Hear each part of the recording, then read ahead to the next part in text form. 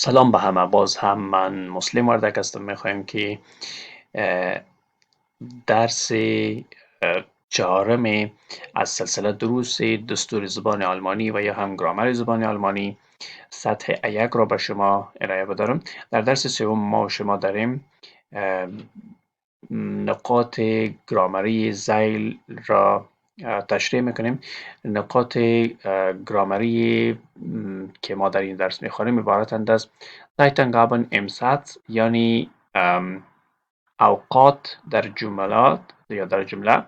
اوقات یا یعنی به حساب بگوییم که زمان قید در جمله در کدام موقعیت ها استفاده میشه. و بعد از ما داریم که Adjektiv im Satz nachnamen، ادجکتیو یا صفت در جمله بعد از اسم ما میخوانیم و امثالشان را کار میکنیم یا مثالهایشان را کار میکنیم. میایم به جمله اول. در جمله اول میگیم که یک چند تا دوستا هستن، مثلا همسنفی هستن، به یک دوست دیگر خود میگن که wir gehen am Sonntag ins Kino. میگه ما به روز یک شنبه میریم به سینما. kommst du mit؟ میگه آیا شما همراه ما میرین؟ او برایشان میگه که am Sonntag muss ich meine Hausaufgabe machen. میگه به روز یک شنبه ما باید کارخانگی خود را انجام بدهم. das geht nicht. میگه این نمیشه. باز برایشان میگه که gehen wir am Samstag ins Museum. میگه به روز شنبه میریم به موزیم. میگه یعنی اینجا سوال میکنه که به روز شنبه میریم به موزیم. باز برایشان در جواب میگه که یا am Samstag geht es. میگه بله روز شنبه میشه یا امکان داره. اینجا میایم میخوانیم که قید زمان در کدام موقعیت در یک جمله بیانیه استفاده میشه و در کدام موقعیت در یک جمله سوالیه استفاده میشه. مثلا در اینجا داریم که wir gehen ما میرویم am Sonntag ins Kino، یعنی در موقعیت سوم یا جایگاه سوم قرار دارد. قید زمان در جایگاه سوم استفاده میشه وقتی در یک جمله بیانیه استفاده شد. و قید زمان میتونه که در سر جمله استفاده شود، در اول جمله یا سر جمله استفاده شود. وقتی قید زمان در سر جمله استفاده شود بعد از او باید مستقیما پیل بیاید و پیل اینجا که آمده باز هم مثل همیشه باز هم در موقعیت دومی خود قرار دارد. مثلا جمله است که am Sonntag muss ich meine Hausaufgabe machen. میگه روز یک شنبه ما باید کارخانگی خود را انجام بدم. das geht nicht. این نمیشه. باز ازشان سوال میکنه که gehen wir am Samstag ins Museum. باز هم این یک جمله سوالیه است. در سوالیه باز هم قید زمان در موقعیت سوم در جایگاه سوم خود قرار دارد. در اینجا gehen wir am Samstag یعنی اول فعل آمده از خاطر که جمله سوالیه است. بعد از او فاعل استفاده شده که ما هستیم، wir است. am Samstag در جایگاه سوم خود به حیث قید زمان استفاده شده و موقعیت داره. اینجا جوابشان است که یا am Samstag یعنی اول am Samstag استفاده شد، بعد از او فعل. اینه بعد از او فعل همیشه بعد از قید زمان فعل استفاده میشه وقتی در سر جمله استفاده شد. بعد از اون میایم به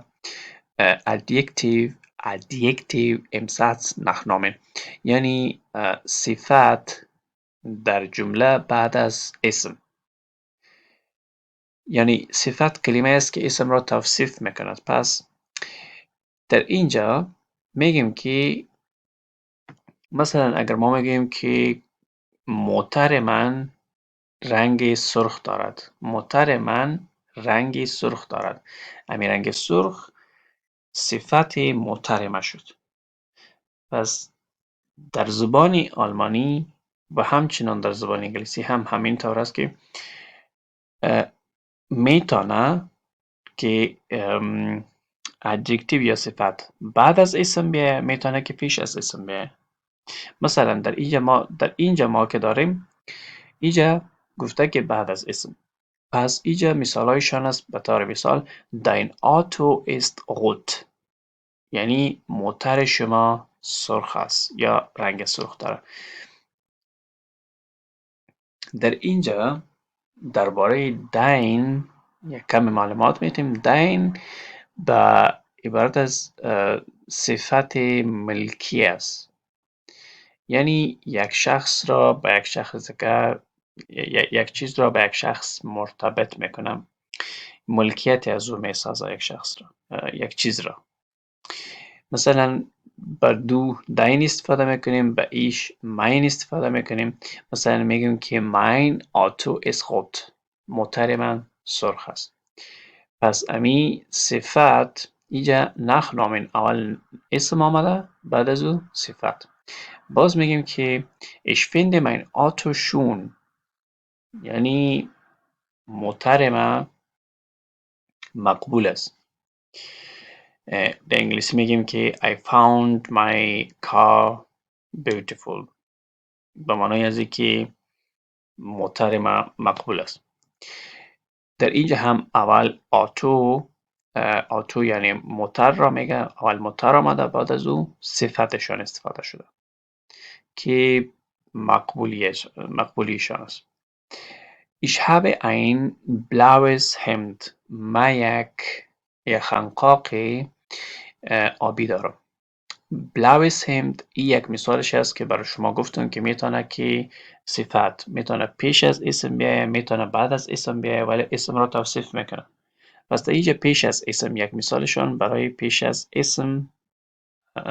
اسم است که به معنای از این که ich habe ein blaues Hemd، من یک خنقاق آبی دارم. دیگه ما داریم که mein Wohnung ist klein، میگه خانه ما یا جای بود و باش ما کلاین خرد است. اول Wohnung آمده، یعنی اول اسم بعد از اسم باز صفتشان آمده که کلاین است. Ich finde meine Wohnung schön، میگه خانه ما مقبول است. meine Wohnung schön یعنی در انگلیسی میگیم که I found my home beautiful. در آلمانی امی رقم گفته میشه، ولی دری ما میگیم که مثلا خانه ما بر ما خوب معلوم میشه، شون خوب مقبول. پس اینجا باز هم وونونگشون اول اسم آمده بعد از او هم صفتشون. باز میخوانیم که اس ام Satz، اس در جمله. اس مانند معنی یا هم معنای it در انگلیسی که است. it در انگلیسی که است و در جمله معنای از یعنی است. اس ام Satz یعنی اس در جمله، و یا هم در انگلیسی میگیم که it in a sentence یعنی it در جمله.